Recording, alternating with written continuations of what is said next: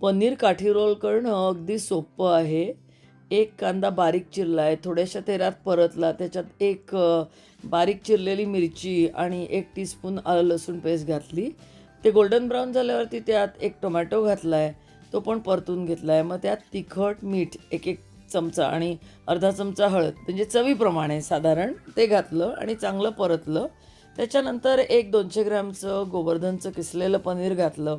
नंतर त्याच्यात 2 बटाटे किसलेले घातले आणि ते परत एक 5 मिनटं परतलं आणि ते परतून झाल्यावर त्याच्यामध्ये 1 टीस्पून गरम मसाला घातला आणि कोथिंबीर टाकली वरतून आणि हे असं सारण तयार केलं.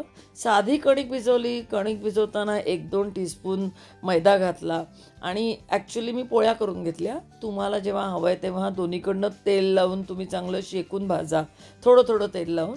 म्हणजे ते जरा खुसखुशीत किंवा होईल. मी साध्याच पोळ्या केल्या, तेल खायला नको म्हणून. पण तुम्ही छानपैकी, आणि त्याला घडी-बिडी घालायची गरज नाही. तूप घातलं तर मऊ होतं, तेल घातलं तर जरा कुरकुरीत लागतं. आणि नंतर फूड ग्रेडचा पेपर मिळतो बाजारात, तर तो घ्यायचा. ॲमेझॉनवर पण मिळतो. पोळी त्याच्यावर ठेवायची. मग असे रोल करून घेतले त्या सारणाचे, ते असे घातले. ते घालताना पाहिजे तर पोळीच्या आत आधी लेट्यूसचं एक पान घालायचं. नंतर कांदा पण पाहिजे तर उभा चिरलेला बटरमध्ये परतून घ्यायचा, सकाळी खाणार असाल तर, म्हणजे वास नाही येणार.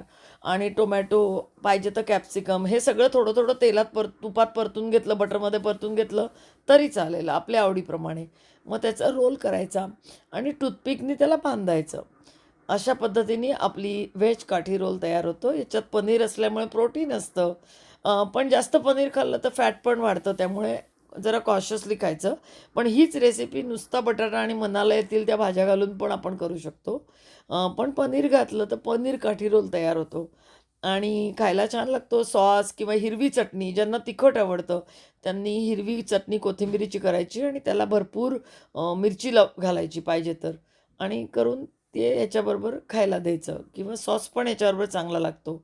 आता इथे मी तुम्हाला दुसऱ्या प्रकारची पण घडी घातलेली दाखवते. हे आपल्या मनाने करायचं आणि परत इथे पण एक टूथपिक लावायची. अशा रीतीने घरच्या घरी काठी रोल करता.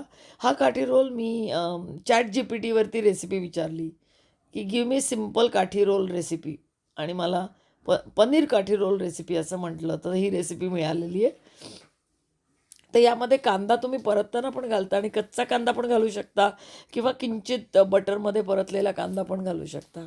आहे ना घरच्या घरी मस्त घरगुती काठी रोल. ही रेसिपी मला सांगितली ती करायला मधुरा या चॅनेलच्या सबस्क्रायबरनी. आणि मधुरा, तुझ्यासाठी मी हे खास करून दाखवते आहे, पण मी याचं रील बनवणार होते म्हणून मी केलं आहे ते असं व्हर्टिकल व्ह्यूमध्ये.